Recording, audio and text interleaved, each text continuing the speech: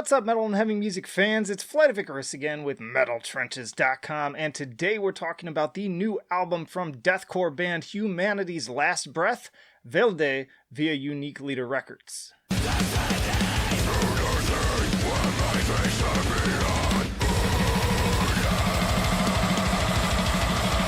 And hey, if you like to be kept up to date with the best and brightest metal bands and albums from the underground and above, then stick with me by hitting that subscribe button down below. Formed in 2009 in Helsingborg, Sweden, Humanity's Last Breath hit the scene hard in 2013 with their debut full-length self-titled album alongside several EPs and finally 2019's highly popular Abyssal. This follow-up was a highly requested album in the comments of my most anticipated albums of 2021 video, so even though I've never been the most hardcore fan, it seemed like high time to give Humanity's Last Breath another solid go. I'll admit that I went into this expecting a big, dumb breakdown fest, and while there is definitely plenty of that, I was pleasantly surprised at some of the other layers that this band have incorporated to make these songs feel like so much more. First off, if your only question getting into Välde is how heavy is it, you're probably in the right place. There is no doubt that these are some absolutely crushing tracks that will compact you into a gooey little cube of viscera. Tracks like Glutton are loaded with super slow chugs and deep death growls that are sure to satisfy the pits, and alongside some pretty solid atmosphere with the subtle choral synths and overall production, I might add.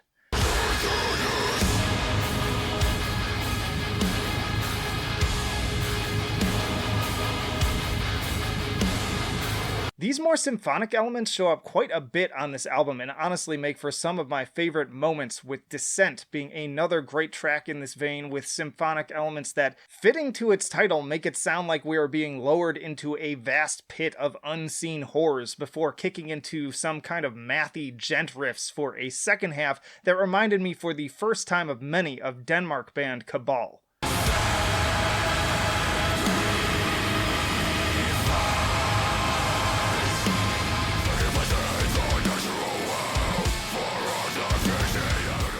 Spectre similarly elevates itself to great heights by the end and using similar tactics, even including some brief clean singing in its final moments alongside strings that are absolute perfection. Again, I can't say enough that when Humanity's Last Breath goes into these symphonic flourishes, it definitely makes for their most breathtaking and deeply engaging moments to date.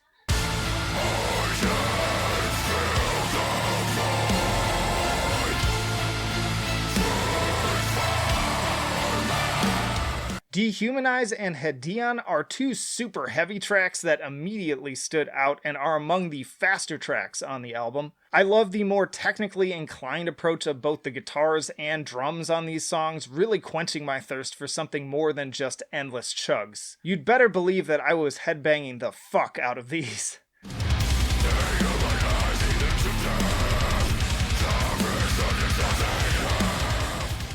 And while the weird, squealy guitars consistently add a lot of flavor to most of these songs, I particularly enjoyed the repeated one that pops up late on Hadean. It's such a simple little thing, but like a little sprinkle of great seasoning, it really elevates both the overall enjoyment and long-term memorability of the track.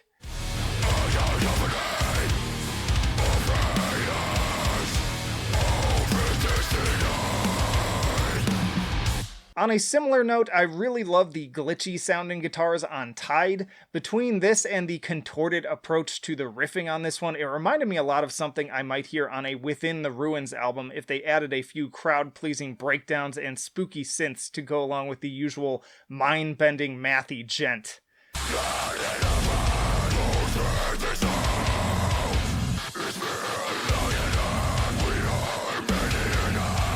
I could probably go on and on about all these little standout flavor moments that are admittedly all over this album, and which again were a bit of a surprise for somebody who just expected mostly fun, albeit kind of generic, relatively unmemorable deathcore. But I'll wrap up by mentioning that the horn on the instrumental interlude Välde sounds like it is summoning the goddamn apocalypse.